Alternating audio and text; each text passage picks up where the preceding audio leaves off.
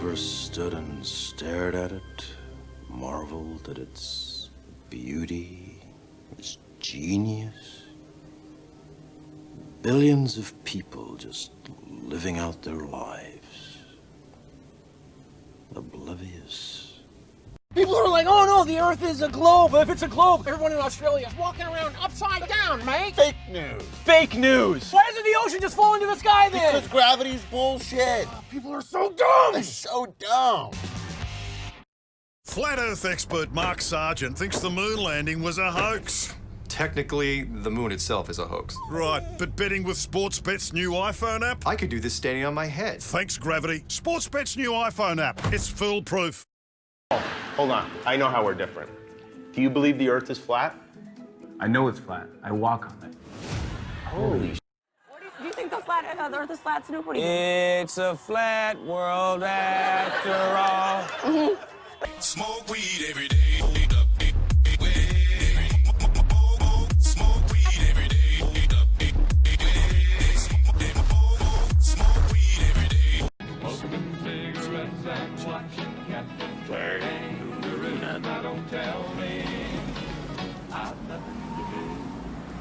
It's good to see you. I must go. I know I will go.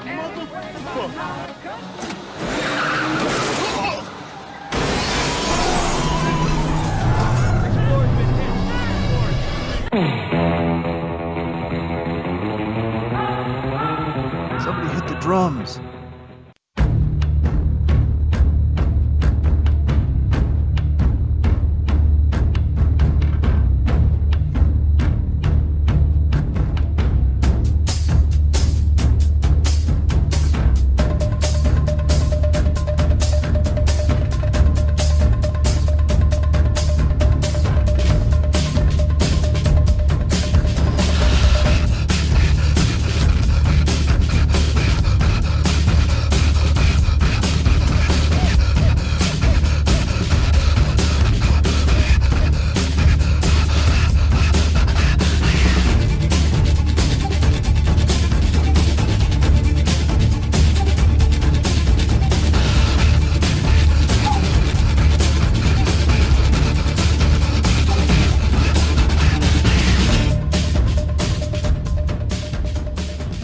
Broadcasting straight to you from a large spaceship, currently at war with mainstream science. Meanwhile, the Peanut Gallery is glad to learn that the Astrophysical Journal published an article recently assuming that there are at least 36 intelligent alien civilizations in our galaxy. That's amazing, considering we still don't know where Bigfoot hides his sneakers, but perhaps we can get one of those civilizations to come down to Seattle and give some intelligence to us. I see what you're doing there, the whole riots thing in Seattle. Hello, everyone, and welcome to Strange World, where the truth is often stranger than fiction. I'm your host, Mark Sargent, the creator of Flat Earth Clues, which propose that all of us are living inside a Truman Show enclosed structure thousands of miles wide. Check it out at enclosedworld.com or just Google Flat Earth Clues. If you can't find it, well, you're just not very good at the internet. For those of you listening to this on YouTube, you want to hear the show live as it happens, please go to Truth Frequency Radio for the latest schedule. Currently, this show is on Tuesday nights at 7 Pacific, 10 Eastern. And yes, Caroline, if it is not June 15th, 2020, then you are listening to a rerun. Quote of the day goes exactly like this. I believe that as a species, human beings define their reality through misery and suffering. The perfect world was a dream that your primitive cerebrum kept trying to wake up from. Who said that? Agent Smith, of course. From the 1999 movie, classic now, The Matrix. I just watched that not that long ago, actually. Really? I did. Well, there you go. And we're going to be talking about that a little bit tonight. Excellent. My co-host, she's lovely. She's sometimes sassy. But she's always lethal. Yeah. You know who she is. It's Karen B. Hey, Karen. Hey. Isn't it amazing, by the way, and that's going to be my little rant for this evening. Isn't it amazing? The Matrix is 21 years old now. Yeah. Isn't that crazy? It's nuts. It's like, wow. I remember exactly when it came out, and I loved it. Agent Smith stole the show, in my opinion. I mean, nothing against Keanu Reeves, but he's not exactly known for his acting range or acting chops. So, hey, Karen, that role was perfect for him, though. The what? That role was perfect for him. Yeah, it was. It was. By the way, did you know that the original casting, the Wachowski brothers, which are now the Wachowski sisters, they initially cast Sean Connery as Morpheus, and Agent Smith was supposed to be black. He was supposed to be Will Smith. I'm sorry, Neo was supposed to be Will Smith. Oh. Yeah. And then and Sean Connery turned it down, so they had to go a completely different direction. So they had Lawrence Fishburne as Morpheus and Keanu Reeves as Neo. Well, I'm glad it worked out the way it worked out because I enjoyed it the way it is. I know, and right? Hearing those other names, I feel like it would not have been the same movie. I don't think it would have been either. Everything for a reason. Hey, when you wake up to the flat earth reality, it can be a lonely place. Talking with friends and family can become contentious and often doesn't end well, sometimes with rubber bullets. There is nothing more exciting than waking up a family member or close friend from the globe lie. One of the best ways to do this is by gifting the Flat Earth, Sun, Moon, and Zodiac Clock app, and then asking them to take the Flat Earth Clock Challenge. Watch the featured video every day for 2 weeks and see what happens. It'll be the best $2.99 you've ever spent. It is. I love that app. I love that app too. In fact, as what I understand, I don't think I'm going to get in trouble, is that DITRH is going to be talking with CBS tomorrow about that app. They're showing up at his house to talk about internet censorship. Really? Yeah, true story. Good. Yeah. So he's going to be, and it's going to be sneaky because he's going to tell him the way to get around internet censorship is to get the Flat Earth, Sun, Moon, and Zodiac Clock app. Because it bypasses all the internet sites. Like, yeah, you know what? He's not lying. It is, right. And it's a great video archive, and those are all, hand-picked videos. It's the best of the best videos. I agree. He's got good taste when it comes to Flat Earth videos. I have videos in that archive. Just saying.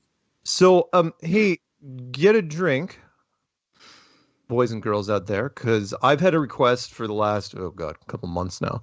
People didn't say, hey, Mark, what do you think about virtual reality? What do you think about simulations? What do you think? Because I've said it in different interviews, and I thought I'd, set the record straight. So this is my rant for the evening. You ready? All right. Got my drink. It's called How Real is This Flat World? Some Things to Consider. Let's start off with a bold statement, one that some of you have heard me say over the last 5 years. If the world is flat and it's enclosed, then it's probably digital. I say digital because the word virtual seems to have lost its meaning, like artificial intelligence or smart when referring to electronics. Digital may seem like an older term, but it still applies. Why does this make perfect sense to me? Well, for starters, I'm older and had the pleasure of working in the tech field since its infancy. I was one of the first kids at my university to have their own computer. Yeah, I'm that old. I played video games for a living during the 90s and then taught proprietary software for the better part of 20 years. The short version is I know what the industries have been striving to do for decades, and it is the one aspect of our future that has almost reached its potential. Most of what was promised to us since we started building machines has never been realized. No one has flying cars or ray guns or robot servants. I suppose there are special military programs that have achieved some of these goals, but the general public will never see them for various reasons. Flying cars are too risky, ray guns are way too dangerous, and robot servants, well, you've seen the movies. No happy endings there. The one ladder we did scale was information technology, or IT. That progressed very quickly, and the leaps we made in that arena were astounding. We have basically put small computers in just about everything, and the large ones have been dedicated to creating virtual worlds, or what I'd like to call the ultimate escape. Maybe it's the only true escape. Human beings seem to be designed to want escapism. We've all heard that. It comes in various forms, from alcohol to drugs, and yes, many different kinds of entertainment. Anything that distorts or triggers our suspension of disbelief qualifies. Suspension of disbelief is, by the way, the reason why you get emotional when you watch television, movies, or even read a book. Drugs and alcohol are kind of a poor man's virtual reality and doesn't require much thought. They smudge the canvas of our world and give the illusion that you are somewhere else. The stronger the drugs, the stronger the illusion. Some of you know what I'm talking about. Books, television, and movies require some imagination, and a good story in any form can transport you to another world, but you have to buy into it. If the story isn't realistic, the effect doesn't work. What alt entertainment has been striving to do since the 1990s is to create an immersive experience, one that can transport you but requires no suspension of disbelief, no buy-in. We've had some interesting revelations during the evolution of these software simulations. The first is that almost all groups or companies use the same programming techniques. Just about every piece of 3D software that has been created, be it Fortnite, Minecraft, GTA, and all earlier titles, are all built on a flat, enclosed world, similar to a cake box. In fact, everything you see above you in these realms uses what is known as a skybox system. Even those that display a dome-like structure have to eventually square off the edges, which is why I keep using the word box. Computers still can't do some of the things that we do. One is, of course, be self-aware. We will get into that later. Another is that computers can't draw true circles. Not because they aren't smart enough to do it, it's because we haven't figured out a way to tell them how to do it. That's something to think about. If you zoom in on any circle drawn by a computer, it'll start to get pixelated or square off into right angles. The same goes with large areas. Eventually, you have to draw a straight edge border. Why? It's more efficient. We can create illusions of spherical things like the moon and other planets, but up close, they are always just bunches of little boxes. The same goes for the flatness of these realms. They are all built using a perfectly flat base. Mountains and valleys are, of course, added for texture, but the outer edges are always perfectly level with each other. Why? Because programming a curvature is much more complex. Developers are notoriously efficient, or lazy, and the player isn't going to notice anyway. People don't notice the missing curve in simulations because they never see it in real life either. The curve of the real Earth is supposed to be 8 inches per mile squared, but it is only assumed. See what I'm doing here? This also happens in some simulations, Warcraft being the best example.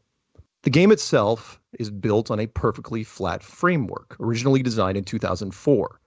But Warcraft globes that included continents were added to various rooms in later versions, and that subtle reinforcement worked. Now younger players think that the World of Warcraft is built on a globe framework. We believe the world that is presented to us. That line is from the now 20-year-old movie The Truman Show, which proposed that people born into a created reality will believe anything that is told to them by the authority. Other movies have attempted to show us the potential of virtual worlds, the most high-profile being the Matrix trilogy, which started in 1999, otherwise known as the greatest year in movies. Probably the most thought-provoking was a lesser-known film from 1999 called The 13th Floor. It was a remake of the 1973 German film called World on a Wire, which was itself based on a 1964 book called Simulacron 3. As you can see, we've been thinking about this ultimate escape long before computers were even a common term. I'm going to spoil the movie for you, but please do watch it anyway. People in a company that create virtual worlds discovered that they also are living inside a virtual world. And yet, outside the movie, in our real world, as we inch closer to creating our own perfect simulation, we have already started seeing hints that maybe, just maybe, this place isn't what we first thought it was. The most obvious is the double slit experiment, which seems confusing when you read it. I'll give you the super simple version. Have you ever made a face at someone when they aren't looking? Then they turn your way and you make your face normal again? That happens all around us, all the time, to everything. Ask any scientist and they will avoid the topic, which is interesting considering they were the ones who discovered it. When you have your back to something, it's not being rendered or drawn at its highest possible quality. When you stare at it or observe it in any way, then it does.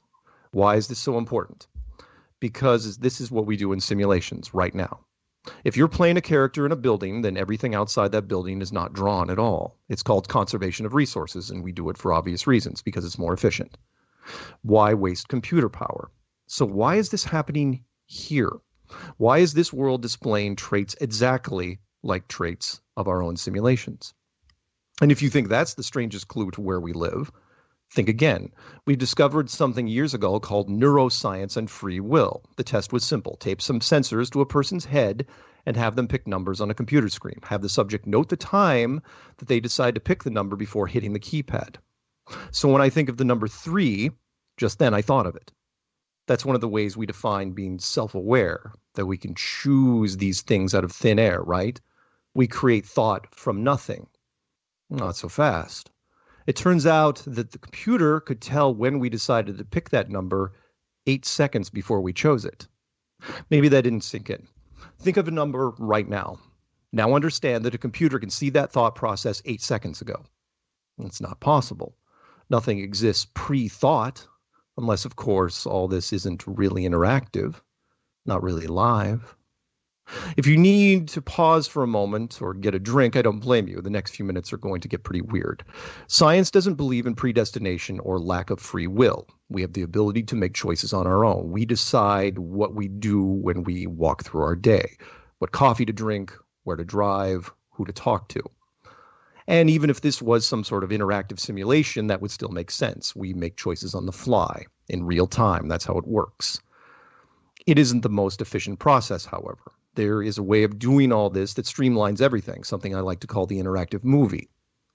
It's like a real-time simulation, only you make most or all of the choices ahead of time. You pre-make all the big decisions, where to grow up, career paths, who to marry, etc. And the simulation fills in all the smaller stuff. You don't have to choose to brush your teeth 25,000 times in your life. After the choices have been made, you block the memory up until that point and enter the movie. The system only has to build the path that you took. If you never chose to go to Africa during your lifetime, the system doesn't fully build it. It's there, of course, but only in reference code.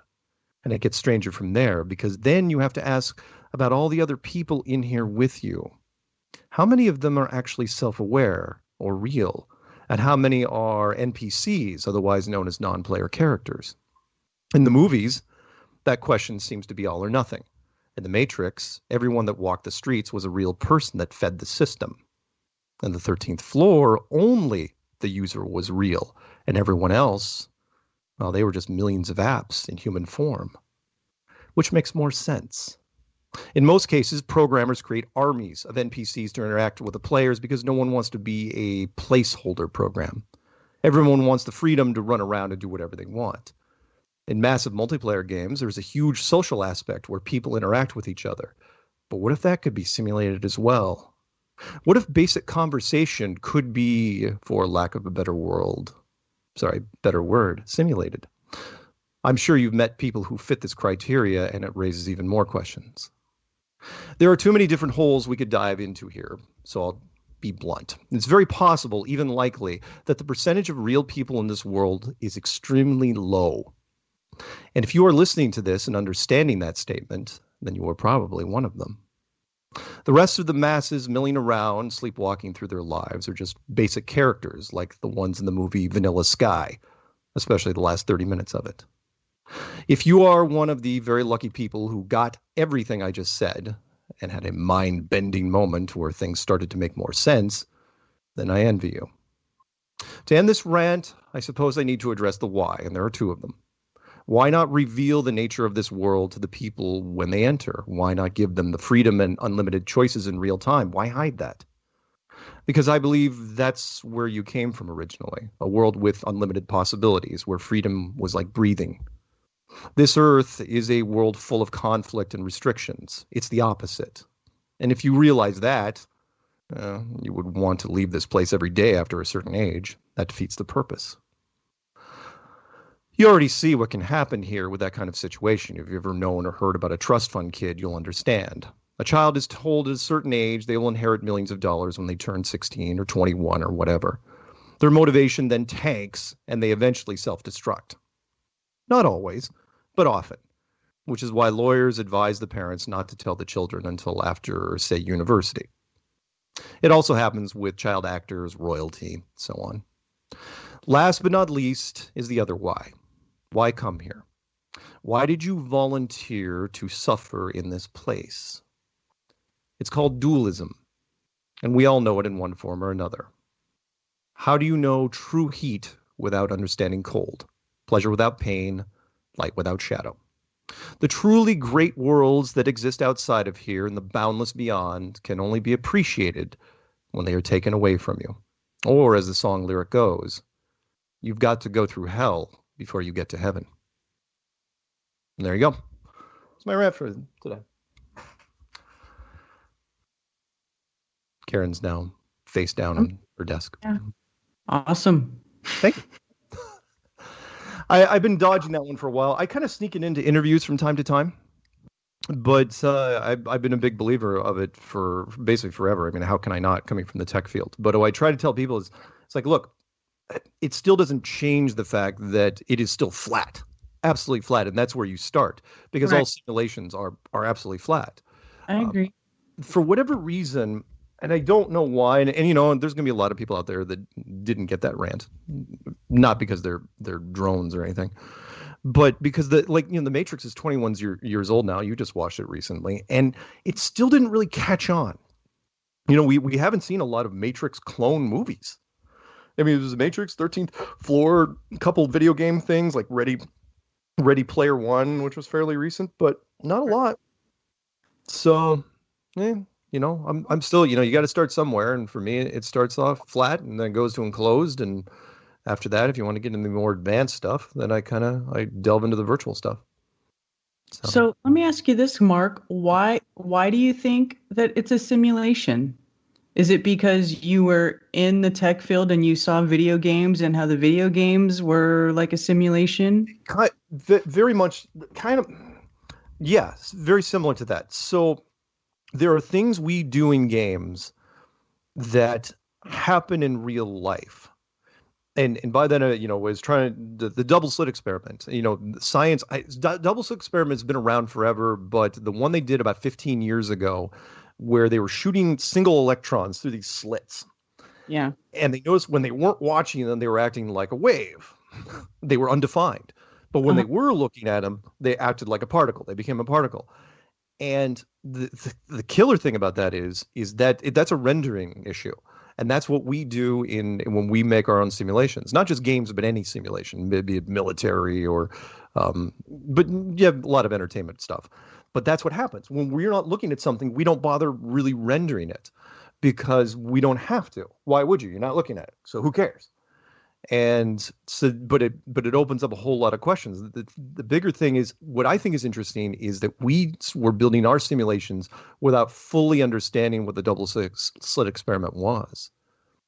And then it's like, holy smokes, it makes more sense. It's the age-old question, which is you probably heard when you're going through school. If a tree falls in the forest and there's no one there to hear it, it doesn't make a sound. Right. And it's like, wow, it's a really, such a freaky question. Well, now we know, which is, no, it doesn't make a sound because there is no tree, because you're not there. The tree hasn't been drawn. The what?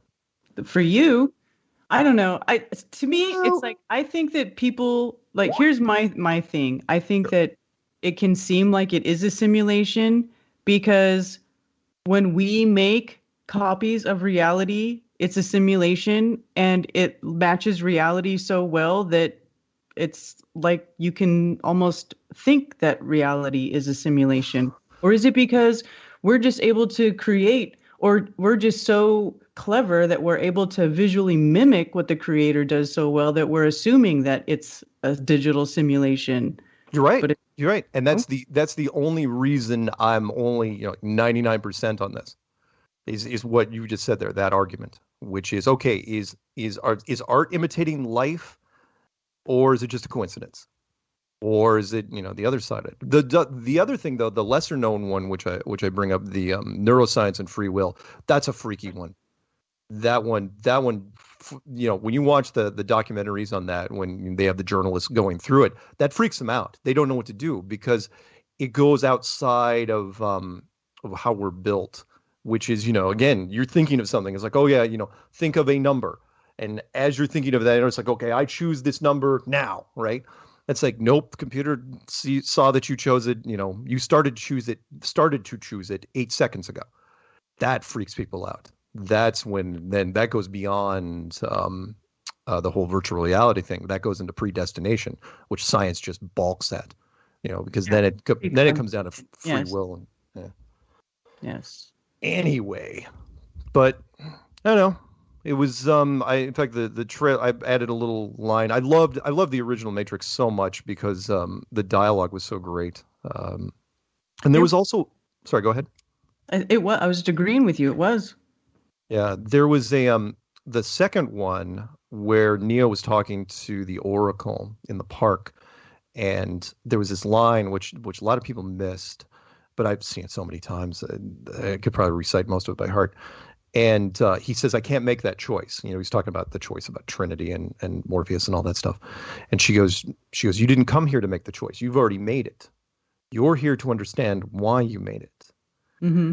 And I thought that was very telling. It was like, okay, is she saying that he's all, everything has already been laid out, and did he lay it out beforehand? What part does he play in? Is it true? What he was in, was it truly interactive?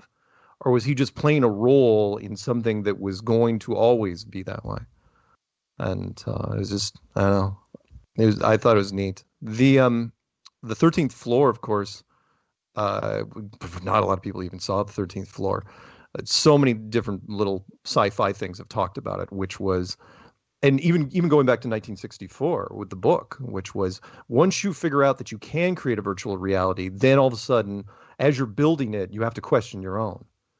Because it's like, okay, you're trying to build this, which is why I don't think we're ever going to get that far. Well, we've been trying to plug into the old noodle. We're never going to reach that understanding. I don't think we could reach that. No, I don't. The physical world. Yeah, I don't think so either. Plus, once you did that, it would make what we're doing right now completely irrelevant. The whole world. You would it would just collapse the entire civilization, because all anyone would do is they would only work long enough to pay for the simulation, which is why it was always a joke in Star Trek Next Generation. That was like the holodeck was always open. It's like, oh yeah, it's not being used. It's like, why the hell it wouldn't be used? That's all anyone would do on those long space voyages. They'd be in the freaking holodeck doing some freaky stuff that they wouldn't be able to show on TV as well. Well, you only say that because that's what you'd be doing, Mark. Oh, come on, deny it. Deny that you wouldn't do some, what, because it would all be G-rated holodeck stuff? All right, we're going to break. Why do you think that just because I have access to a holodeck that I would go do freaky things? It's because that's what you would want. That's what you want. Yes, because you're innocent. All right, we'll be back in 3 minutes. Karen's not innocent. I don't care what she said. She would be doing freaky stuff.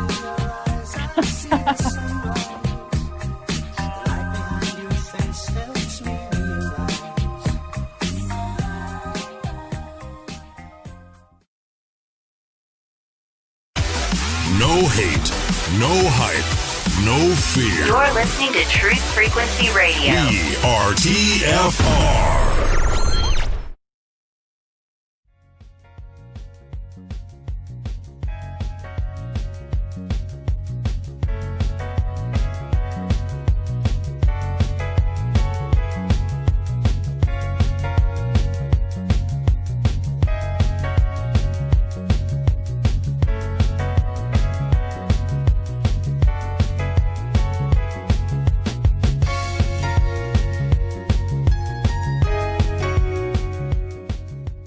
Welcome back to Strange World Part 2 of 4. It's you, me, Karen B. Yeah, that was Joe Jackson stepping out from his album Night and Day.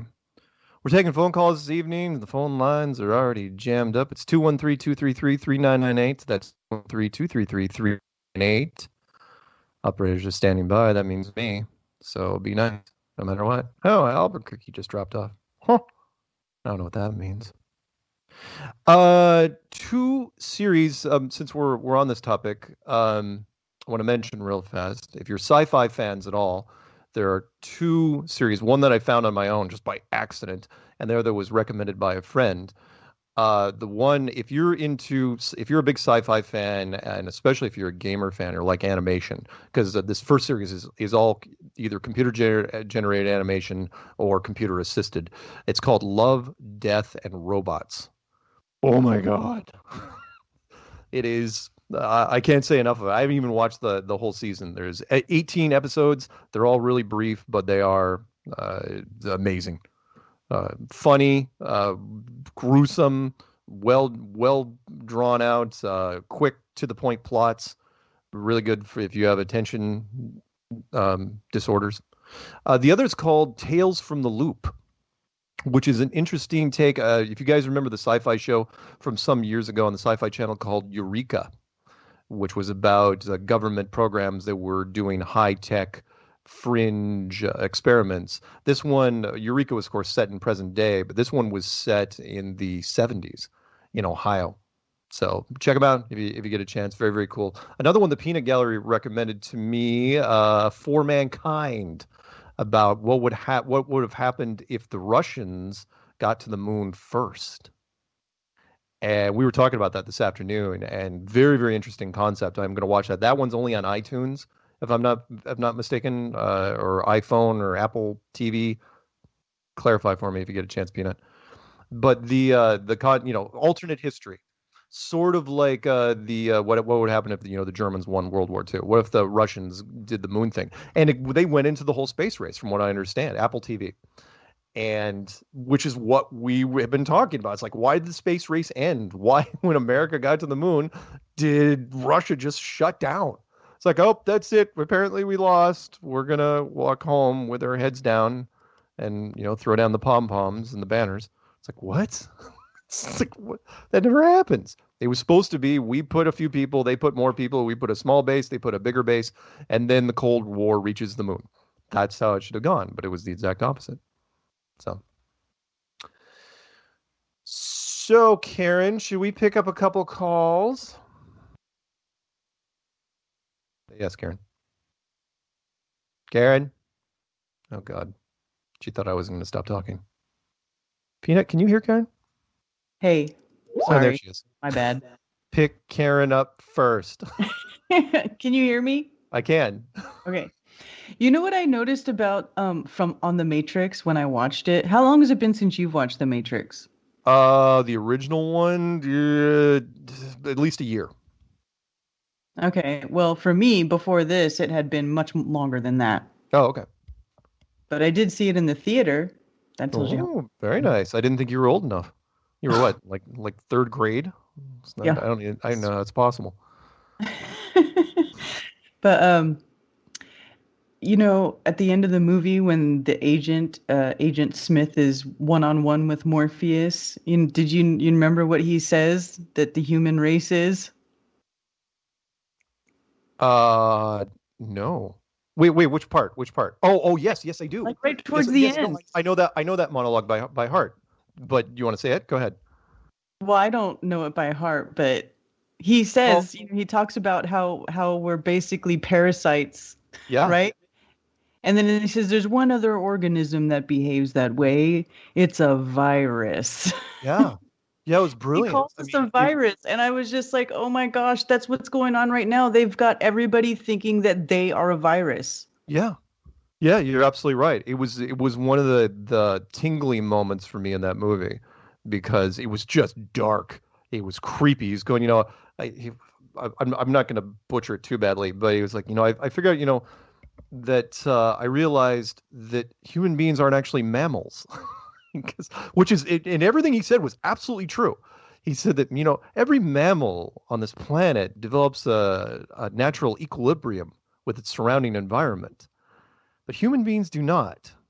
They multiply, and they multiply until all the resources are consumed. And then the only way they can survive is that they move to another area. And that's when he's, there is another organism, and it's a virus. And he's absolutely right.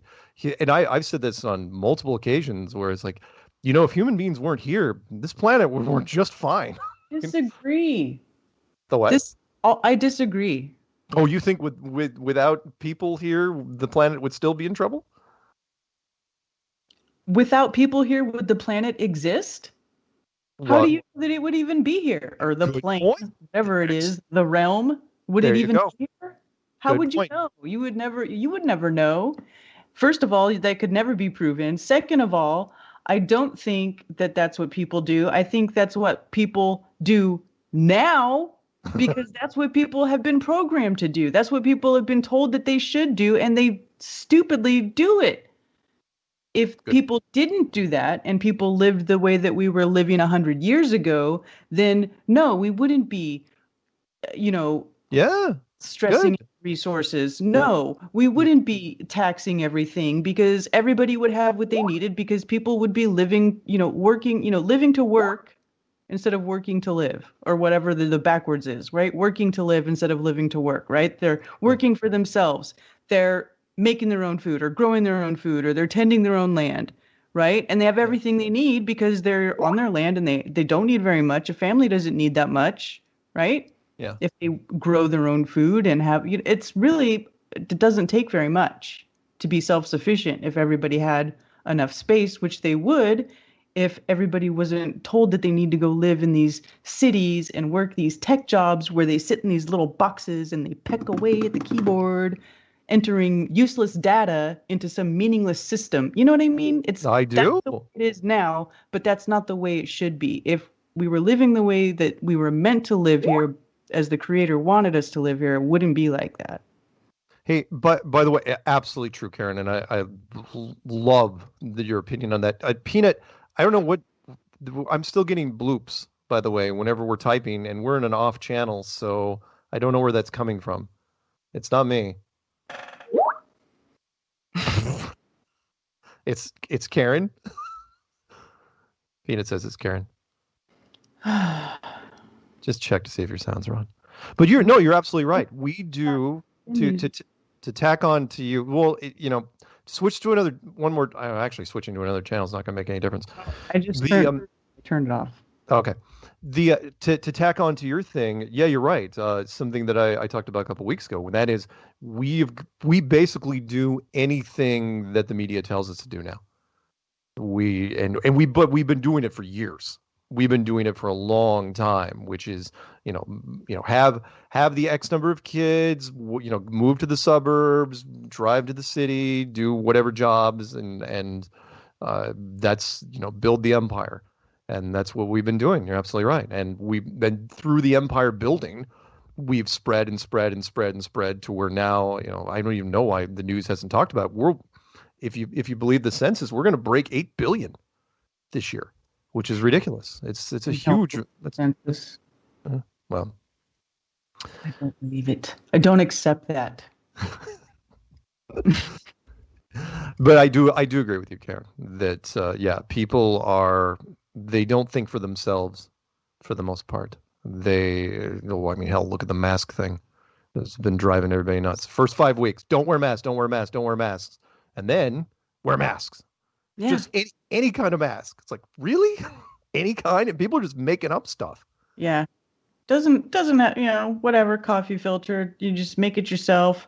Yeah. Just a bandana, whatever. Just don't let us see your mouth. Yeah. Oh, here's my NPC thing. You ready? You want to know who the NPCs are? Anyone that's wearing a mask voluntarily, they're the NPCs. Period. Anyone that's at this stage in the game, remember, we're halfway through June. If you're voluntarily wearing a mask, you are a soulless drone that is incapable of original thought. Period. There you go. I agree. I'm going to catch some hell for that. But it's true. I mean, it's like I want someone to come up to me. I've been waiting for someone to challenge me because I'm going to go to them and go, look, do you still smell things with that mask on? Because if you do, the mask's not doing crap. The mask doesn't stop cigarette smoke. Hell, the mask doesn't even stop bad breath. So what are you doing? It's like, well, because the TV told me to wear it. And what else am I supposed to do? Am I supposed to go against? Because the TV means it's the government. And yeah. Frustrating. Super. Oh, yeah. And Peanut says, yeah, social distance is really important unless you're protesting. Then it's not. Yeah, then you get cheered for standing in big groups together. Yeah. Yeah. Social distancing, does not apply with Black Lives Matter. Oh, but get this. Me and my mom and Ted and Carrie, we all went out to dinner earlier together because there was a Thai restaurant open and there was nobody wearing a mask and they didn't take temperatures or anything like that. It was really good food. We had a great time. Really? Yeah, but then while we were there, they had the news on. I look up and it was like the South Carolina congressman and his family test positive for COVID-19. Oh. Give me a break. Whatever. You wonder how many politicians are being bought off to keep this thing going. The second wave, whatever. I don't know. Yeah, and that's the other thing. You're already hearing, this spike in this spike in cases is not because of increased testing. Like they are starting to push that second wave crap already, and I knew they would. Yeah. And again, it's so easy to do, like the Trump rally, which is going to be happening in Oklahoma, they're making them sign waivers. And if you're wondering what the waivers are for, this is the reason why most businesses are being shut down. And that is there's a legal issue. And that is because we're so freaking litigation happy in this country. If you wanted to, if you really want to mess with somebody, you could go to something that wasn't being social distanced, like the rally, say that you caught the freaking virus, and then sue them. Every lawyer is doing the same thing, be it a private lawyer or a corporate lawyer. They're saying, yeah, we're legally exposed here. You can't let that happen, which is why the sports team shut down so fast. The NBA, I mean, good Lord, they shut down quickly with this. And that's because, oh my God, they could be sued for millions. Yeah, the NBA shut down. That was 3/11. Yeah. That was the day. Yeah. They shut down faster than just about anyone. And once they did it, everybody else did it. Peanut's hassling us about calls. We should probably grab a couple. Let's see if we can knock these out. Let's grab 828. 828's you, me, and Karen B. What are we talking about? Hey, Mark and Karen. It's Eric from the mountains of Western North Carolina. How y'all doing? Hey. Pretty good. Hey. Great. How are y'all? I'm doing great. Hey, I want to give some, can I give shout outs first? Sure. Because this is my first time calling. Okay, cool. I want to give a shout out to Brian from Balls Out Physics and Patricia Steer and Mark Sargent and reservedly Eric Dubay. And then some mad respect for Karen B. Wow, that's an interesting bag of cats right there. All right. Well, that's those people. Everybody I named was really essential on my journey to learning about the flat Earth. So, I appreciate everybody in that for that. So now again, anyway, I won't knock Eric's work. Eric did quite a bit of great stuff. I mean, I've heard it for 5 years. It's like, oh yeah, I heard Eric's stuff, and then I got to yours and I understood it more. It's like, okay, that's awesome. Anyway, what else you got? Yeah, well, you heard me say reservedly, so okay. I know. I know. Great rant, by the way. Karen's rant was just a tiny bit better, though. I liked that. That was great. And the Judas and identifying those people as NPCs, that explains a lot. It explains a lot. Yeah, man. Couple of things. I'm going to throw these out here. In relation to the inverse square law of light, how do we see the moon during the day? How bright would it have to be for us to actually see the moon during the day? I don't know if you've ever thought about that. Other people have, and you're absolutely right. It has to be really, really bright, but also at night, it is super bright. It's too bright when you're looking at it at night. I'm sorry, you look at the moon. I don't want to go off. You look at the Apollo missions, and they were shot in a really, really dark gray setting, and yet when you look at the moon, it is blinding. Right. You cannot look at the moon with night vision. I have tried. Oh yeah, no, I know. But I mean, just to overcome the refraction in the atmosphere from the sun, I mean, how bright would it have to be if it was 238,000 miles away, you know? Yeah. That's a science question, but and also I'm wondering if anybody's ever done like a book, like even a coffee table book. I know that's an old media, but if somebody did a coffee table book of, you know, experiments you can do to prove the flat Earth for yourself, you know, just kind of laying it out there. A coffee table book. Go to the ocean. Yeah, the coffee table book was done by none other than David cool. Weiss, DITRH. If you're interested, email him. If he could probably send you a mock-up, but email him at dtweiss@gmail.com. That's DT. Go ahead.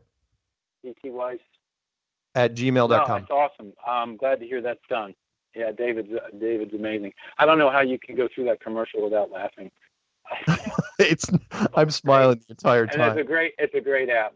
Definitely a great app. All right, listen, I'm not going to take too much time, but can I give a short joke before I go? Yeah, go ahead. It's kind of about the COVID-19 situation. It kind of sums up for me how it's going. So one day, Mr. and Mrs. Robin left the birdhouse to go looking for food. While they were gone, a crafty young cat somehow managed to sneak into their house. A few days later, Mrs. Robin is talking to Mrs. J about it. Yeah, when Mr. Robin got home, he didn't notice there was a cat in our house, and he walked right in, and the cat ate him. Oh, that's awful, exclaimed Mrs. J. Then, because the cat was so full, he couldn't get out of the house, and then he suffocated and died. Now the cat is starting to rot and really stink up the place. But that's not the worst of it. Oh, no, what else could go wrong? Queried the Jay. Mrs. Robin sighed. I'm allergic to cats. Nice. Save that one. That one will come in later. Okay. Nice. Hey, I appreciate you guys a ton. All right. Keep hey, doing and thank you, by the way, for right, being your first time caller. Have a good one. Thanks. Absolutely. Let's jump over to California. 661. If you're there, key your handset twice. You're talking to me and Karen B.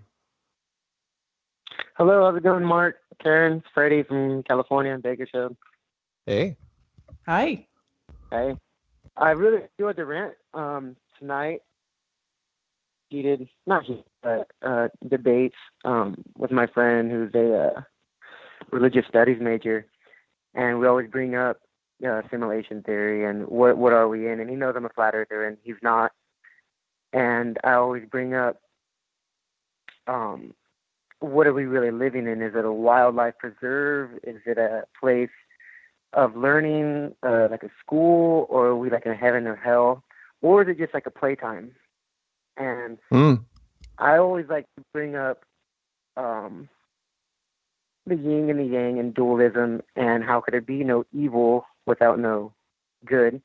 Right. And if God is the Alpha and the Omega, isn't he or she or it both in a way? Saying that if he is truly the Alpha and the Omega, and he does want people to learn, and a part of God's in all of us, whether you are good or evil, is just a way for him to play a video game. Right. Is he playing Sims with everyone on this flat Earth realm? Right. I'll give you a. If you are the Alpha and Omega, wouldn't you? Oh yeah. No, I hear you. I'll give you a pop culture reference real quick. They'll bend your mind even a little more. Do you remember the Gene Wilder? I think it's Charlie in the Chocolate Factory. Or is it Willy Wonka in the Chocolate Factory? Not the remake by Tim Burton, but the one with Gene Wilder. What I thought was interesting, and it was completely glossed over at the end, was that the guy that worked for him. Oh crap, I can't remember his name. The evil guy at the end. Oh, yeah. Mm-hmm. He worked. They glossed over. He was an employee of Wonka. He worked for him. The whole movie was a setup for the kids. There was no good or evil. There was no bad guy in that movie. It was all just a test for the kids. Then almost all of them failed. Technically, Charlie did too. But again, they glossed it over. It's like, oh, no, he works for me. It's like, what? He's going to go right past 5 seconds later. That was it. Brilliant. So, yeah. It's something to think about. And by the way, when you go ahead. Oh, I'm sorry. No, I was just saying with your rant and the computer 8 seconds abort. I started thinking of the law of attraction and the whole "I think, therefore I am" aspect of life. Of if I don't think that something will happen, is it really going to happen? If I don't put my intuition into making something happen, it's not just going to appear out of nowhere.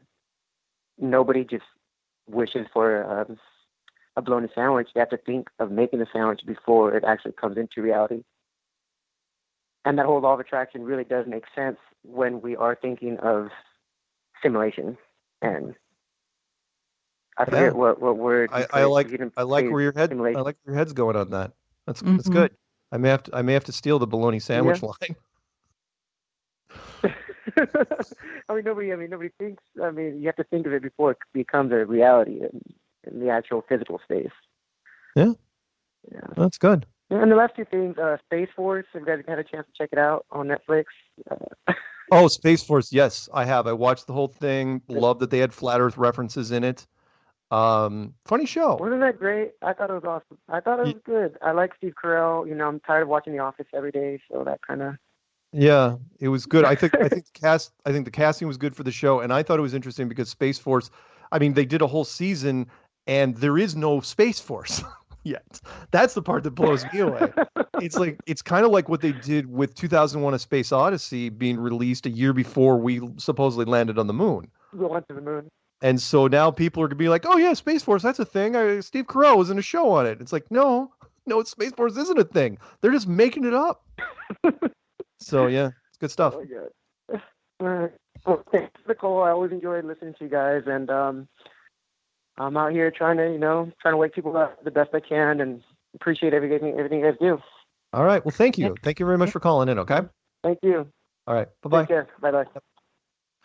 Let's squeeze one in. Let's do this. All right, caller out of South Carolina. You get 3 minutes, and then we're going to break. What you got? Oh, God. Where's you been? Jack, what's going on? What's up, Jack? Quite a delay there. So I wanted to put my input on this. I haven't called in a while, but of course this subject I'm very familiar with. And first of all, I want to touch on what that guy said. I don't believe in the invisible bad guy, aka Satan. And that's just because of my studies in the first century philosophies as opposed to the scriptures that Yeshua read. Mm-hmm. And if you read Deuteronomy 30:15, it says, "See, I set before you today life and good, and death and evil." So he is in control of it all. And the other thing is, on Mark's rant, and I agree with Karen on many of her rants today, but as far as the double slit experiment goes and the free will computer situation, I would like to say that I would like to remain skeptical because I don't believe that they can shoot electrons, and the free will experiment can easily be explained the same way that they fake the moon landing. It's just the telemetry that they feed you. It's not necessarily a true test. So I remain skeptical. Do I believe that this reality is a entirely physical reality? No. I think that you use the term like virtual reality or whatever it is that you believe the same way that you said, like they used to believe it was hammer and chisel, and then they believed he created with power tools, and now we believe simulation. But I believe it's actually a metaphysical that's beyond technology. So there's my rant. Yeah, it's good. Yes. Like it. And I'm glad. Where have you been anyway? Yeah, so I just been staying below the radar because of all the freaking nonsense talk about fake viruses and, BS. I can't stand it. It drives me crazy. I got you. And FYI, just to let the rest of the world know, it is a very strange thing that we had a high of 60 degrees in June in South Carolina. It is crazy right now. They're doing some weird stuff with the sky. It's about to be the summer solstice, Jack. The sun is literally as close to us as it's ever going to get. Well, I know. What they're doing is complete and utter horse crap. And I think they're trying to do it not only to mess up the natural process of weather, but also to mess with our physiology, because we have a time to warm up and we have a time to cool down. And when you have this fluctuating thing, it messes us all up in body, mind, and spirit, I believe. All right. Well, thanks, Jack. And the music is... And by the way, I have watched all those shows that you have spoken of. Nice. Awesome. Take care. Have a good night. Love you guys. Jack, you got a lot in there. 3 minutes. Jack has a special gift. Yes, he does. Truth Frequency Radio is your number. You are now tuned into the Truth Frequency. Your protection from deception. This is Truth Frequency Radio.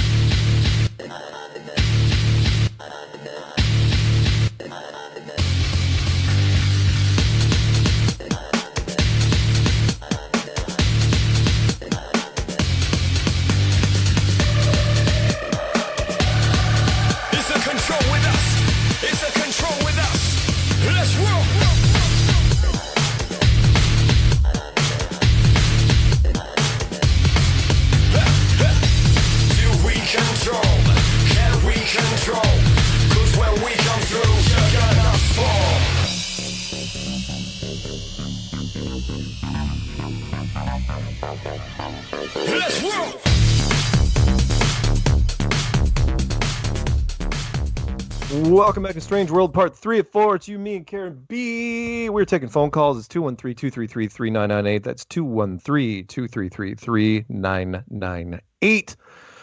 Oh, I hear I got to pick this one up because this particular man is going to be leaving and going out with friends. So he wanted to call in. 845. Oh, wait.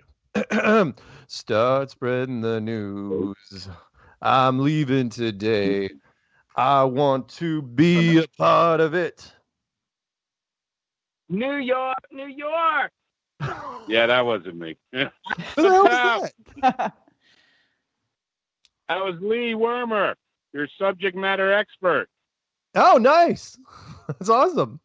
Yeah, he's in Jersey. I came to meet him. Oh, that's really, really cool, man. Yes. I needed to see another flat earther. Other than Larry. How you guys doing tonight? Good. Great. Good? Yeah. Awesome. Hi, Karen. Hi, Mark. Hi, Karen. Hi. Worm. Who Your are rant you? was really good, by the way. That's Lee. He was a subject Lee matter is expert back in the day. Drones and Truth in chat. But he's the Merchant Marine. Oh, yes. I forgot what episode that was. Drones and Truth. Yeah, but I forgot what number it was. That was Way back. way back, yeah. I was like right after Sean McCreary or something. Yeah, it was 2015. Way back when. Yeah. Yeah. Yeah, way back when we first heard about her. All these crazy people. Oh, my God. Yeah, I came down to see him. I brought him some flat earth swag. I made him sign the flag. Figured got to come out and support each other, you know? Nice. I never wanted to drive a semi up to New York, and here I am. Yeah, right. Oh, my God. Too funny. Hey, So- I'll make it quick. I got a quote for you. Yeah. Quick. Yeah. Whenever you find yourself on the side of the majority, it is time to pause and reflect. And of course, that's our guy, Mark Twain. I like that one because everybody seems to be jumping on the bandwagon of this protest, that protest. They're against this, against that. You know, I mean, really defund the police. You'll be safer without cops. I mean, they went right to the same process. They have guys with guns. You know, Yeah. I mean, it's crazy. That's a good quote. It's crazy. And next week my rant is and I was going to do it this week, but I put it off. I wanted to let things, well, hopefully simmer down. Next week my rant will be on discrimination, so be ready for that one. Gotcha. Discrimination. Yeah. Nice. Let's see how much trouble I can get into with that one. Hopefully not. That I think should be good. I think it'll be fine. I'm sure it'll be fine. It should be fine. Let me throw an apology. I was right when the show started, I was talking about some deep stuff like we're living in a matrix and can we get out of here? And I said, yeah. I was talking with some deep stuff about some people, and then I just dropped out of the conversation, and it's because I'm here in person with Zulu One and we got talking. So didn't mean to just drop out on an important conversation like that. So sorry, you guys. No, that's cool. And it's kind of interesting that you brought up Matrix, and that's what we were just talking about. Freaky. You know what that is? Yep. What's that? Synchronicity, baby. Is it the 100th monkey effect? Are we all thinking it? Well, in my opinion, that's the ether. That's how the ether works. It's the Ethernet, and it's everybody's picking up. Everybody constantly uploads and downloads information from the Ethernet, whether you're thinking about it or not. That's what happens. And that's why you think about things when you think about them. That's why you think about a person when you think about them, and they happen to be thinking about you too, or you know what I mean? Yeah. That's why. Yeah. That's why the military, quote unquote, balks at precognition. They call it precognition, but it's not really precognitive. It's not like, you're predicting something. It's that you're picking up information that's there in the ether. But they call it precognition because it seems that way, but that's not what it is. Got it. That's my opinion. Sorry. No, I like it. They say like your email and this kind of information is stored in the cloud, this and that. They're telling us to our face like things like internet information being in the cloud. It's in the clouds, and the wind farms. Like I've been watching this because I'm out here on the interstate every day. The wind farms at the windmills. That's exactly what they are. Like if you break down what a windmill is and a fan, it's the exact same thing, depending if you're feeding power in or taking power out. And if you look at the curvature of the blades, and I hate the word curvature, but if you look at how they're set up and what's going on, it's like they tell us exactly what they're doing with all this stuff if we just listen to them. Yeah, crazy. Hey, any shout outs? All right, hey. Yes. Shout out to my buddy Lee Wormer, crazy psycho that I finally met in person. It's awesome. I'm so happy I'm here. Shout out to Karen B, Mark Sargent, Peanut Gallery, Ron Holloman, posted like a mailbox. I hope I got that right. Shout out to Dottie's World. Yeah, can't forget Mama. Brian's still in there, and Bob. Love you guys and everybody in the chat. Michael, the chat. Everybody. Peter, Larry. Shout out to everybody, even Larry Stevens and Heather.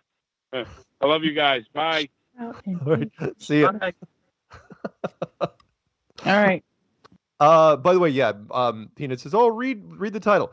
Next week's rant is going to be called. It's kind of cryptic, but it's going to be called "Restaurants and Reservations: The Paradox of Discrimination." So. Okay. Cool. We'll be I want to read one paragraph. Somebody emailed me. His name was Dougie Z. I haven't read an email in a while. He says Kansas plate available. Was he a rapper in the 80s? I think you're thinking of I'm sorry, I'm not gonna make up a fake rap. That's like a combination of all the It is, isn't that right? Dougie Z. I don't know. and the fresh something. Right. Or Dougie and the Z Boys. That's probably. Oh God! All right. Anyway, real fast. Hey, Mark. Last year we moved and landed 1 mile on the Missouri side of the state line. Since 2016, I've had a "It's Flat Kansas" plate on my car, inspired by your plate. Today, I finally registered my car in Missouri, so that vanity plate just became available in Kansas. I believe it's first come, first serve when it comes to vanity plates over here in the wheat state. Yeah, you're absolutely right. So I can think of no better way to get the word out across the fruited plain than to have you announce it. I think your Strange World show on TFR is where it should happen. I have the brand new Missouri plates, non-vanity, in my possession, so there's now no doubt the Kansas City tag is available. It might take some time to show up as available in the database, but now is the time for someone to apply for it. So if you are out there looking for a Flat Earth license plate and you're in Kansas, It's Flat, ITSFLAT, is now available. Thanks, Dougie.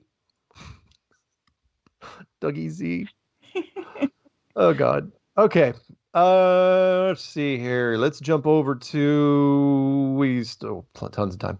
Let's do 760 down in California. Have I picked you up yet? Yeah, hey, Mark. How you doing? I haven't talked to you tonight, have I? No, you haven't. Oh, well, what are we talking about? Well, I did the interview with you maybe 2 weeks ago about discrimination against the dissenters of mainstream narrative. Okay. Yeah, I got an A in the project. I got bonus points for doing great research, and so right. Yeah, I was about to say. Yeah, did they get a chance to listen to the thing we did? I don't know if she listened to the whole thing, but she said she was impressed with the research that I did and the interview and everything. So awesome. Well, it was the comment she meant. It was really good questions, by the way, and I sent that off because, again, CBS reached out and they wanted to know more about discrimination and censorship on the internet, especially to conspiracy people. And I actually sent her a copy of your questions and my responses. So, right on. Yeah. Cool. So we'll see if she uses it in the article and the piece. Yeah. So I called in. I got two things to talk about, but I don't think I'll have time to talk about both of them. So well, pick your best hear one. kind of more on the the best one. We're kind of talking about the simulation theory and all that. Where are we and what is this? I do think it's a test. I do think this whole life is a test. And my thinking is that it's not I think, therefore I am. I think that we are inside of a greater consciousness, basically like inside of the mind of God. God thinks, therefore we are. So basically, the way that I started thinking about this was that if we are, if you think, like whatever model of Earth you think about, the flat Earth or the universe, what's outside of that? And at some point you have to get to there's just nothingness, right? Right. And I just think that the only way there can not be continuous physicality is if we are indeed like thoughts, basically. So, Christians believe that, like in the beginning, which I'm a Christian, and I believe in the beginning God created everything out of nothing, and it's easier said than done because you can't imagine nothing. It's nothing. It doesn't exist.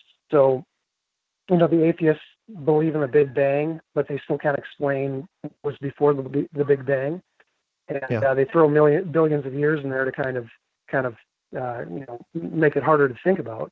Sure. But I just, for me, if I agree with what the one caller was saying, like when you think, you're creating something in your mind and turning it into reality. So why can't God do that same thing? And why would he need basically like a computer system to do that when he can just think it into existence? Like it says in the Bible, he spoke. He spoke things into existence, but who was he talking to? And if there's no one to talk to, isn't that kind of just like thinking, like talking to yourself? Right. So that's kind of what I think. And if we're a consciousness inside of consciousness, we have a free will. We kind of don't, because it'd be kind of like an author writing a book. He's creating that character in his head, and as he's writing it, I don't know if that character would have free will, if that character would kind of present himself, and the author is just writing it down, or if the author's creating everything about that character in his head. So that was just one thing. Well, go ahead, Karen. When that caller called earlier and he said that, is he playing Sims with us, on the real world? That the only way that you can answer that really is you got to ask yourself, are your thoughts your own? Are your thoughts your own thoughts? Do you believe your thoughts are your own thoughts? I think they are. That's your free will. That's basically proves that you have free will, independent of the creator. Unless you don't believe that your thoughts are your own. I don't know. It's good. Yeah. Anyway, what you had a second one. Is the second one short? What's your second thing? Oh, yeah. I was going to talk about experiential history and just how throughout history we've basically just the way we perceive things has changed. And right now, we used to see things through our eyes and into our mind's eye. And with technology, TV, and computer games and videos, it's become unfiltered. It just goes right from our eyes. We really don't have a visualization of what's going on. It's all visualized for us. So I've been reading Ivan Illich. He's a great author. And, I would say if anyone's listening to start reading that guy, he talks about the eyes being the psychic hand and how in history the eyes were basically, part of the body that we could reach out and, when you look at someone, you could like literally assault them with your eyes or caress them or something like that. And now we kind of give the right of, my kids are yelling. That's all right. So, anyways, I just say read some Ivan Illich. Really like his work, and it's opening up my mind to some new ideas. So, okay, that's all I want to say. Cool. Well, thank you. And by the way, I'm very happy on your paper. And if you need help with any other project, by the way, if anyone's doing a school project out there and they want my help or my opinion, by all means, reach out. I will do what I can. You bet. Yeah, I finished up school. I graduated last week, so that was my last quarter to do. All right, man. Yeah. Hey, have a good one. We'll talk soon, okay? Yeah. All right. Bye-bye. Okay. All right, we're gonna jump over to two more before the break, the final break. 281. It's you and me and Karen B. So what are we talking about? Oh, man, just dangling from the nostrils of life, still hanging like a booger, homie. What it does. Hager's home, right on there, in the house. What's happening down in H-Town? Oh, man, I just got to the streets, woke up from a nice 8-hour power nap, about to get jiggy with it, man, and hit these streets, see what it does. And yeah, tell Mark, shout out to Zulu. Yeah, you're right. I'm posted up like a mailbox. You got that correct. And for you, Karen B, the rapper's name I think you're talking about is Dougie Fresh. Ah. From the 80s. That's right, Dougie Fresh. Oh, yeah, I got a few of his albums. Oh, yes. I didn't really have nothing, man. I was just listening to y'all, and I was like, damn, let me call. I wanted to call the show early or whatever because all the kush that they're smoking out in Seattle, they're smoking some good kush. They need to send it this way. What the fuck is going on? I just want hypothetically, Mark, Karen B, what would you do if, what's the name of this shit? Chop or whatever? Chaz. What if they just happen to make it over to Whidbey Island or whatever and want to set up a stake, right on your shit. Hypothetically, what would you do, Mark? Hypothetically, I would become. I need to laugh, man. I would be a hypothetical arsonist. Is what would happen. Oh wow. Oh no, yeah, 5-gallon cans of gasoline and some road flares. That'd be my tools of the trade for that little operation. So, sorry. A couple flamethrowers. Oh yeah, landmines. Yeah, you wouldn't need much. No, it is ridiculous. I understand that you're letting him do this little experiment, and you're turning it into kind of like a little commune, but that stuff's going to get old quick, and there's going to be people there that aren't going to leave. Oh man, they're going to set up shop. I mean, yeah, there's going to be a lot of people leave, but there's some people that aren't, and you're going to have to go in and get them out of there. And they don't want to do it right now because they're afraid of what might happen, when they go in with a whole bunch of rubber bullets and, with the cameras running. So whatever. Exactly. All I can tell is like, look. Go ahead. No, I'm listening. Go ahead. Oh no, I was just say from here, I can see the Seattle buildings from here. And so, if Trump wants to overdo it, and there's a mushroom cloud down in Seattle, I'm way outside of the blast zone. So I think it'll be fine. I don't think Trump's going to go that hard. He's just exposing all these crazy governors or whatever, seeing what's actually going to happen. I mean, this is just the stupidest shit I've ever seen, man. I mean, like no director or movie script producer or whatever could have even did this. What's going on right now? Oh, in my opinion. I know. So. Yeah, that's all I got, man. I mean, I ain't really have no jokes lined up or whatever, but I'm a funny guy anyway, so fuck it. Y'all just have a good night. Shout out to everyone. Y'all stay safe, and this pandemic shit will be over after November. All right. Good idea. Thanks, man. We'll talk soon. Right, after the election. After the election. Yeah, it'll be amazing how things will calm down.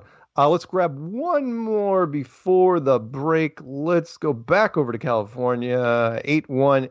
It's you, me, and Caribbean. What's happening? Mark, Dan the Waterman calling. How are you? Hi, it's Dan the Waterman. What's happening? Well, we are having a meetup this Saturday. I feel that we've got an obligation to show face. At some point, we are who we are. We got to figure out how we fit back into the truth movement at this point and what it is and who we are. I feel that we're going to have a lot of new fresh blood, and that's exciting. Don't know what to do with the energy. We're going to talk about it and see if there's something we can put together that makes sense. I just wanted to point out that Flat Earth, I think for most of us, is a platform along the way. It's not, it's certainly not everything or even important. Right. But it's been a firm platform that we could stand on. And I appreciate it a great deal, and I don't want to drop it just because it seems like it's on the back burner. It's still a strong platform for us to stand on and make our other stands from the position, So I want to thank you a lot and thank Karen. Hi, Karen. Hi. Karen's got a lot of guts, and she gives people hope, and that's what we need right now. And so we're trying to show face. So it's Saturday at Sunset Beach. It's all day long. I just want to point out, if we get hassled for having a celebration, because we're calling it a celebration of the flattening of the curve, but if in fact anyone wants to give us a hard time, I understand that we can gather in larger numbers as a protest. So we will immediately switch to protest. Nice. When that happens. Nice. And so Los Angeles area, June 20th, Flatten the Curve celebration. What's the best way to get a hold of you, or best way of getting the info on this? You got a video running with some stuff. There's stuff on Facebook, obviously meetup.com. A lot of people still don't realize how simple Meetup is. It really is through meetup.com, and you could search within your area for a variety of subjects and groups that end up being supportive. It's still really exciting to see someone that meets flat earthers for the first time. It's pretty silly and exciting, and we're looking forward to that again and being there for those people. Since we're tired of fighting with ourselves, we need more blood. Nice. No, I think it's a great idea, considering there's so little things happening in the world in general. There's still no sports, no real entertainment. There's no live this, no live that. So why the hell not? If you can pack people in for protests, why not go to a flat Earth meetup? We got something to say, and all of us feel at some point we've had some advantage, because we weren't watching TV, and so we still don't. So we still get real, bits and pieces of real information. And at some point, that'd be nice to see if we can come out of this with, I hate to say this, something like a state-sponsored news. It's crazy that all news is entertainment, and there isn't any news. It's pretty crazy. So I appreciate you so much, and thanks for helping everyone, nationwide and worldwide, just try and be honest. I appreciate it a lot. Oh, yeah, happy to do it. Let me know. Karen, sorry, go ahead, Dan. Just girl power. Just wanted to say girl power to you. Right on. Don't encourage her. No, it's a different energy, and it's valuable, and they're lovely when they're happy. So everyone keep your women happy. All right, I know you're a big smoothie. You realize Ted is probably in the room, right? Ted's like lurking around there, right, Karen? Maybe. Ted's doing us all a service. Ted is doing us all a service. They're probably holding hands. I'm gonna get ill. All right, Dan. We'll talk soon. Okay. Thanks a lot. All right. See you, man. Okay. Bye. Okay, when we come back from the break, wow, we still have a bunch of calls. I don't know what it is with you guys tonight. We're going to pick up 479-484-630-910-616-304-360, but not particularly in that order. I don't know who I'm going to pick up first, but it is your last chance to call in for the evening. It's 213-233-3998. That's 213-233-3998. There was something else. By the way, I didn't know if you caught this, Karen. You know, they already pushed the Oscars for next year into April. Really? Yeah. And there's a couple reasons for that. When is it usually? Usually it's like in January or something. Yeah. Isn't it? Yeah. Here's the problem. The problem is that they're not releasing any movies. There's no movies being made. So if they don't push it out to April, you may not even have enough content to have an award show. Because that means you're going to have so few candidates, so few nominees to get into the awards thing. I mean, we're completely in uncharted territory here. They're one step away from like canceling. I can't believe they're even trying to salvage the rest of the NBA season, and the rest of the stuff is just falling by the wayside. But yeah, you're already saying, oh yeah, we're going to push the Oscars till next April. It's like, wow, late April. It's like that's crazy. So yeah, this thing ain't over by a long shot. We're only halfway done with the year, and boy, it's gonna get screwing everything up. Oh yeah, it's gonna get really fun before the end of this thing. You wait. The election is going to be a circus. It is going to be. It's going to be. Both sides are going to claim treachery before the election even happens. Both sides are going to claim it. Be pre-election. It's going to be amazing. Anyway. Yeah, they're going to create as much chaos as possible so that they can create a new order from their chaos, right? Yeah. That's what I would. But you see, huh? That's what my agency would do. You just have like to that. It's our order, not their order. There you go. All right, we'll come back in 3 minutes. Last segment. Don't go anywhere.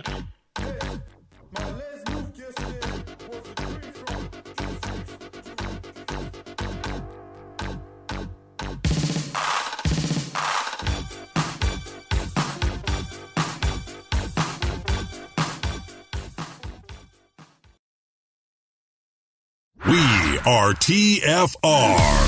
My faith in destiny is all I need to prevail. Truth Frequency Radio.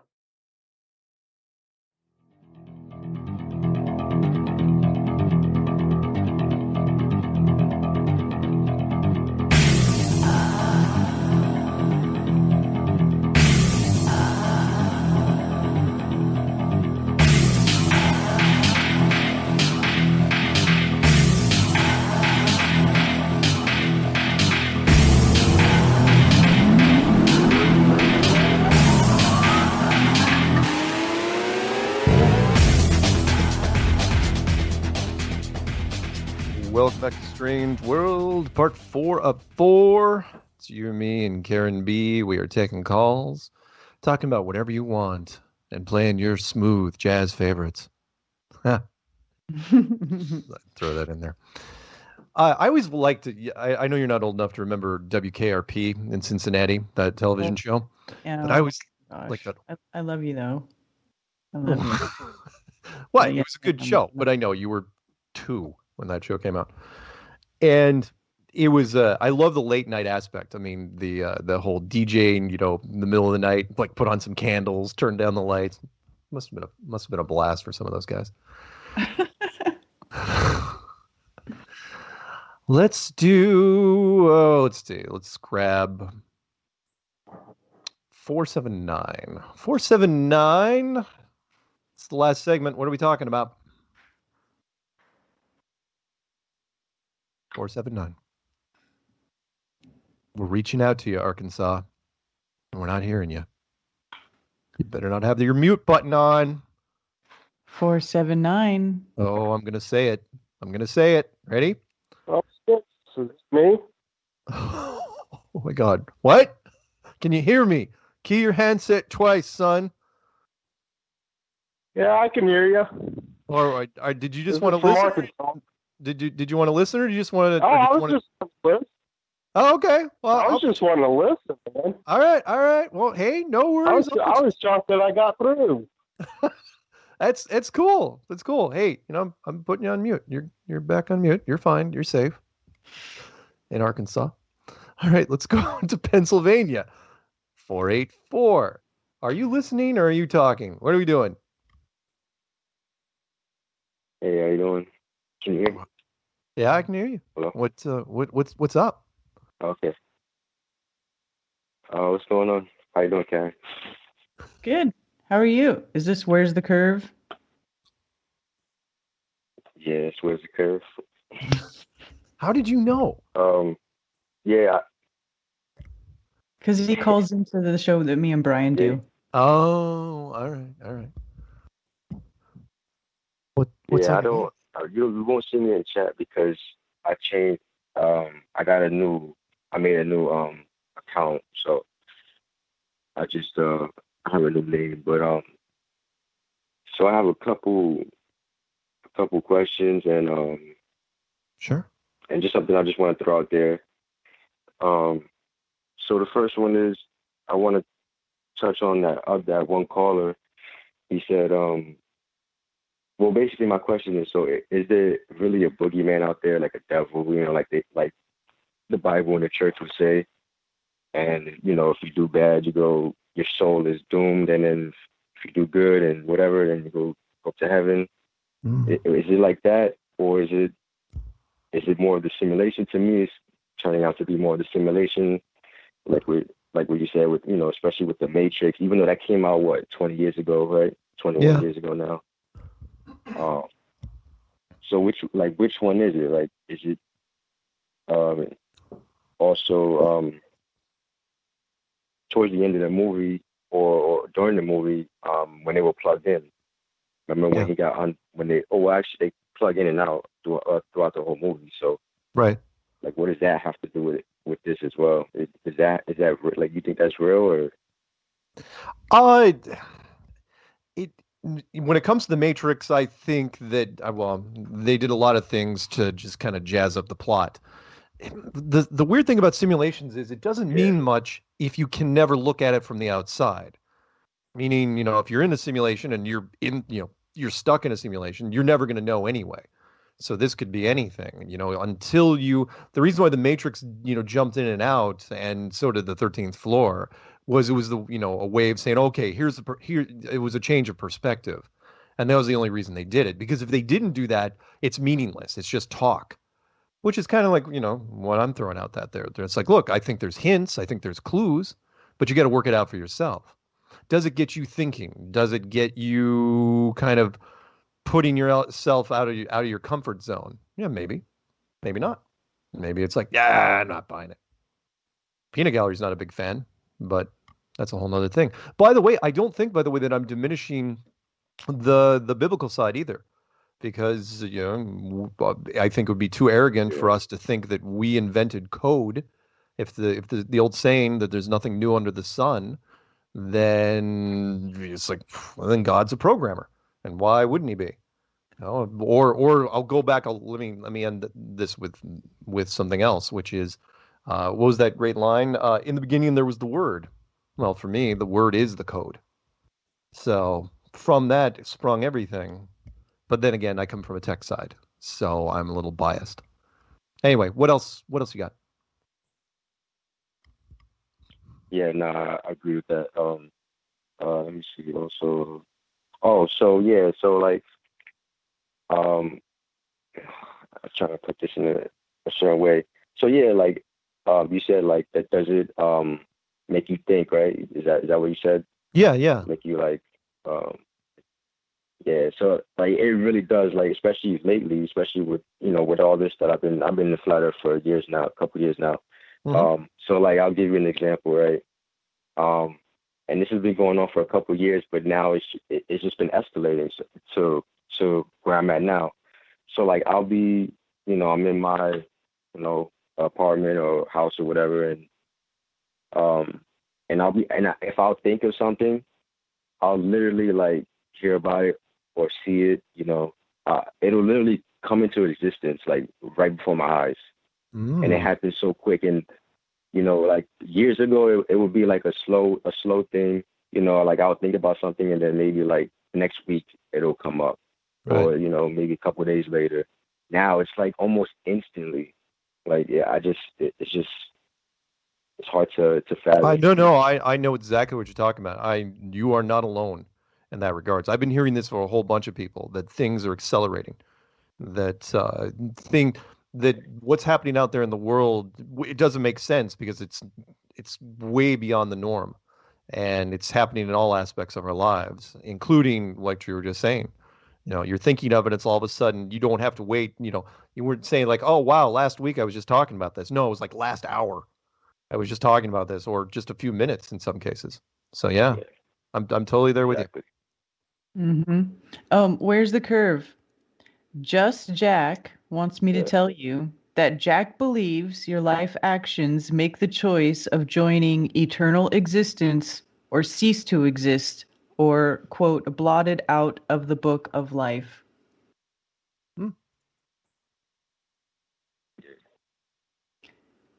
Yeah. So okay. So what about like with the whole COVID and with the chemtrails, like all these things? Is that just fear? Like, is that really just fear? Like, is that all that is? Like, when it comes down to it, it's manipulation. Yeah. Yeah, they're setting you up for something else. I mean, the COVID just one.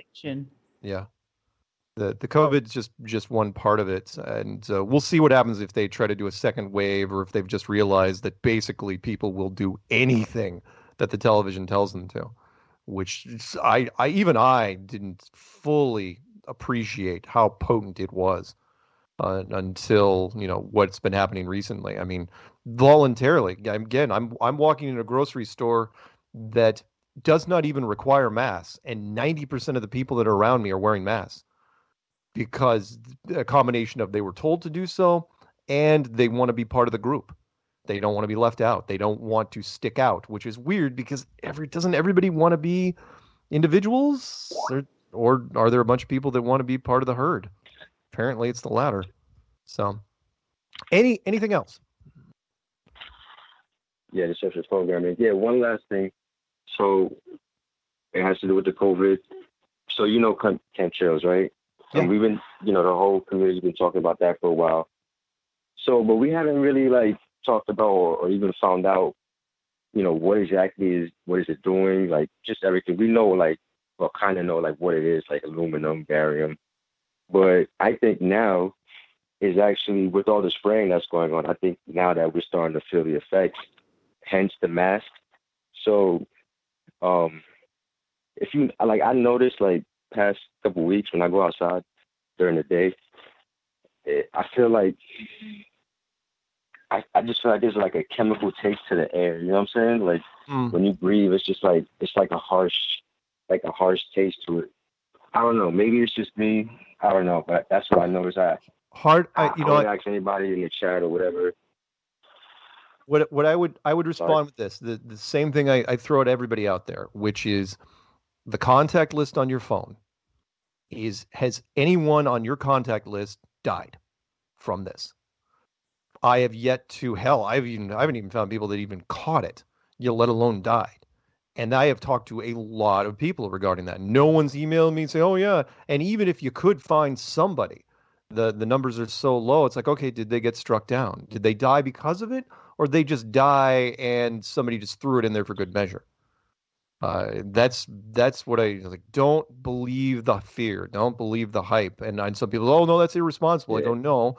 Telling people it's a major pandemic when the mortality rate is less than 1/10 of 1%. Yep. That's the irresponsible part. Sorry, I mean, real quick. Yeah, absolutely. I just go ahead. Go ahead. No, I was just saying. I just thought about that the other day, and I just throw it out there. Just crazy. Yeah, thought, don't dwell on it too much, because if you think about it too much, you'll manifest that too. So don't start thinking that the air smells funny. Don't start doing that, because you can talk yourself into being sick real quick. Yeah, you definitely don't want to do that. Yeah. All right, man. Hey, it's I've got to let you go because I want to see if I can knock out the last few. Any shout outs? Any last parting words? No, just thank you. Appreciate everything. And, yeah. All right. Groovy. Hey, have a good evening. Okay. All right. You too. Thanks. All right. Let's jump over to 630. 630. You're on Strange World. What's happening? Oh, is it 630 you got me? Yes, it is. Unless it's an elaborate voicemail prank. Oh, it's not an elaborate voicemail prank. It's just the way the cue comes up when I am unmuted. So I guess I'm free to speak. I got 3 topics for you guys. First of all, love your show.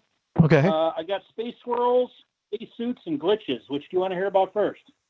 Did you go in that order? All right, Space World. We just got some pictures from the space station. Yeah. About some strange swirls that were over the ocean.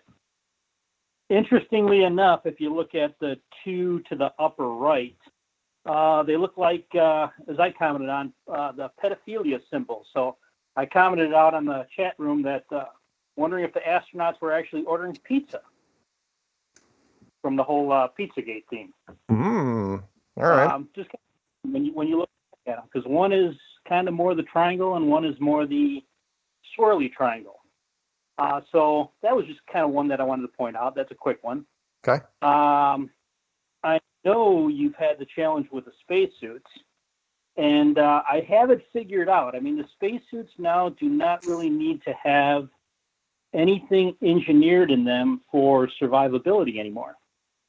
And that was because, back in the 80s, we figured out that, if something happens, you're all going to die and you're just going to be instantly reincarnated as your twin sibling. So there's really no reason to actually engineer anything and do it anymore. That's good. It's good. So, I like that. All right. And then, if you can run that down different paths as well, too, if you're still retaining your ex-sibling's spouse or whatever relationship you're in, you can go down some real strange thought processes. Did it improve the relationship? Was there like a grieving period?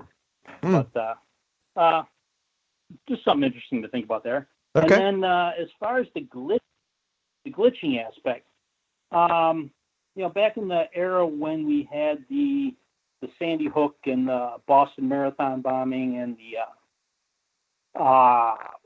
Aurora Theater, we had, a lot of the, we called them the crisis actors because it was the same faces showing up. Right. And, as far as kind of a programming and glitchy things, as far as the theme for the night, would you think that there's anything there as far as same faces in the programming that would be? No, I don't think part that's of the program? I don't think it's a glitchy Matrix Black Cat kind of thing. I think that's just lazy production value. That's all I do is I try to look at however they're producing it and say, okay, are they trying to do this on a budget? And that's what, everything from the ISS, the ISS interior, the production value is cheap, and it's just horrible. Seriously, even your like 3rd tier directors in Los Angeles would never try stuff like that. So when it comes to crisis actors, why wouldn't you go on the cheap? Who's going to notice? You keep doing it until somebody figures it out, and then you deny and shuffle off those people somewhere else. And because remember, 90 something percent of the people don't even think that crisis actors exist. Why would they? So you can use the same people. Who's going to notice? Just give them some different makeup, different clothes, put on a hat, maybe some sunglasses. You can get away with it. I suppose you could think of it as a glitch, but nah.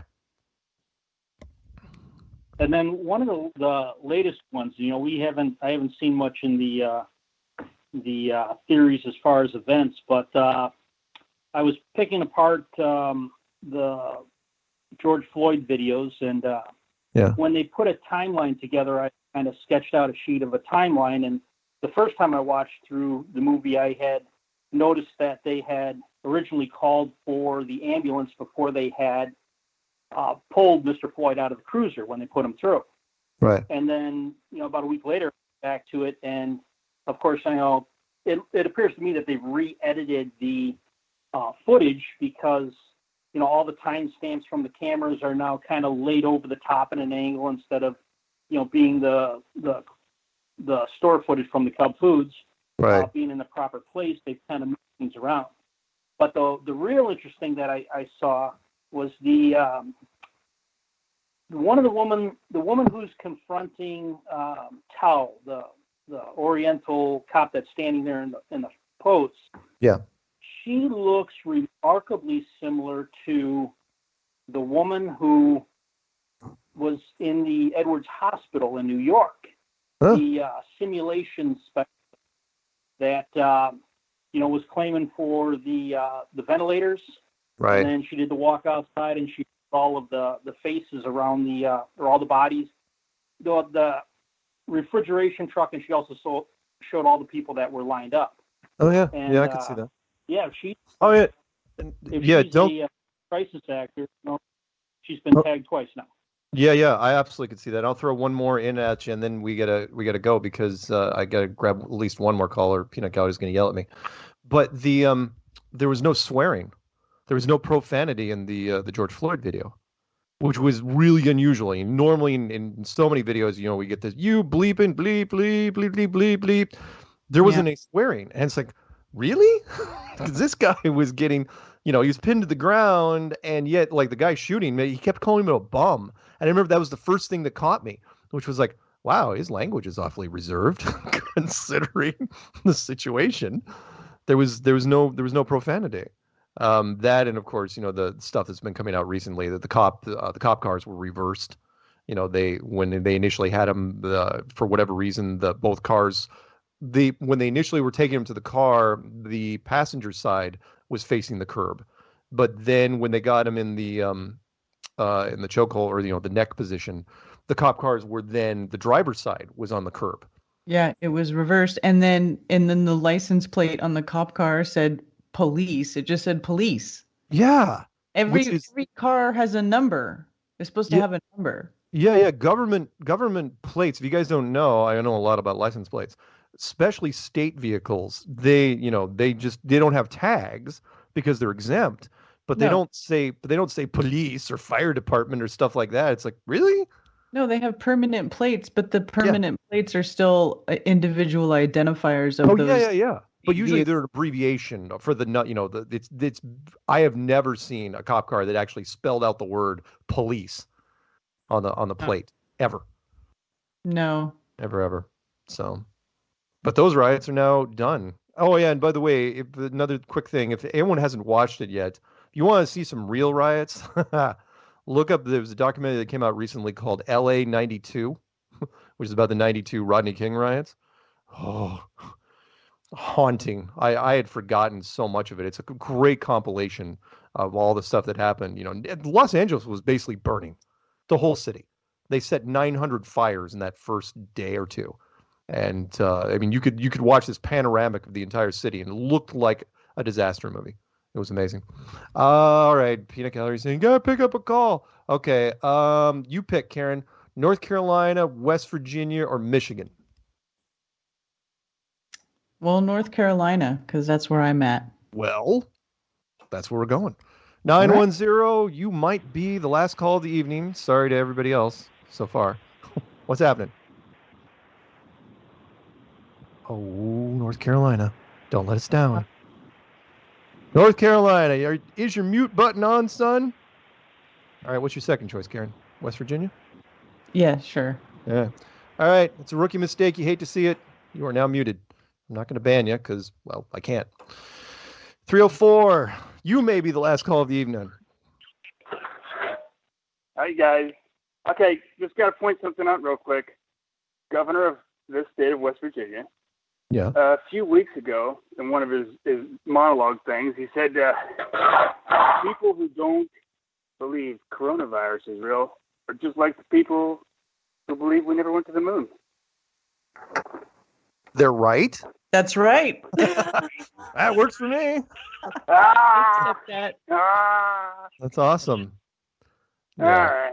Yeah. And again, it's not that the virus isn't real, it's that it's really just nothing. I mean, it might be, you might be able, I don't even know if they can test for it, to be perfectly honest. I'm just waiting for this thing. I honestly, with the earlier caller, this thing will be over in November. May be true, although what else may be over by then? There is I don't know. I got a brother who works for hazmat. Sorry, go ahead, Karen. That's it. I just want to say that real quick. There is no virus. All right. As There you have it. Postulates. So no, they can't test. I asked my brother. He works for a hazmat cleanup, and I said, "So what's it look like?" He gave me his yes. He said, "I don't know. I don't have Inspector Gadget vision." But they do have to wear those, the suits out of, E.T. from the end of the movie. Right. I don't know why, but they do. Here, I want to throw one more well, thing out at you go ahead. before the show's over, because this was something that really bugged me. So one of the headlines today was most of the major airlines are getting rid of alcohol on airplanes, at least in domestic flights and most of the international flights too. Why, you might ask, right? That's because there's a loophole when it comes to masks. Right now, for most of the airlines, you have to wear a mask when you're flying, right? But one of the loopholes is if you're eating or drinking, you don't have to wear the mask. So what people have been doing is they've been nursing drinks. So you order like a drink, vodka tonic or whatever, and you basically just hold it in your hand for most of the flight, or keep it really close when the flight attendant comes by, and you get off. You don't have to do that. So they're closing that loophole. They're basically saying, nah, no more drinks. That's it. So whatever. Well, It's like they're going out they of could their always make you cut a hole in there and put a straw in there. Well, that's not the point. The point is like, why are you doing that? It's because it's an exploit. It's a loophole, and people are using it. Why not? It's because people don't like wearing masks. They're uncomfortable. They're awful, and they're ridiculous. Yeah. So don't wear one. I know. I'm ridiculous too. I wear one. I had to wear one with all three of our kids were born. But, but that's well, again, if you have to wear one, that's one thing. Don't just, but if there's no sign saying you have to wear one, why are you wearing one? You didn't wear one in March. You didn't wear one in April. Why are you wearing them now? Yeah, it's like I went to pick up some Pizza Hut. I got halfway, got out of my car, walked down the parking lot, and I said, "Oh crap!" Looked around, people wearing masks. I crammed back to my car, stuck the mask on. I said, "Daggone it!" Yeah. Because the sign says 1 person at a time when you're in the room, get your pizza. Yeah. But just trying to follow the rules. Don't want to stir anything up with anybody. All right. Hey, we got to close this thing down, but thanks very much, and we'll talk to you next week, maybe. Okay. All right. Later, Gator. All right. See ya. Well, that was fun, everyone. Talking about everything from virtual reality to religious concepts to COVID to the riots. Yes. That was a fun-filled show. Yep. And we had H-Town call in and give us H-Town rules. Doesn't he though? Karen, what's the next podcast you're going to do? The next podcast will be Thursday. Me and Brian Stavely will be doing our regular stream, Unveiling This Realm, on Brian's channel, and we are going to have the guys from Gypsy Road, the Gypsy Road dudes on the show, and they are a couple of characters, so that will be fun. All right. Peanut Gallery says the word for the night is legs. Go home and tell your lady. You've used that one before. I'm not using that one again. Plus, I'd probably get in trouble with the whole Me Too movement. Oh my God. All right, we'll be back next week. Same flat time, same flat channel. Somebody cue music. There we go. Say goodnight, Karen. Good night, Karen. And remember, there's always time for hot sex. Hot sex. Good night, everybody.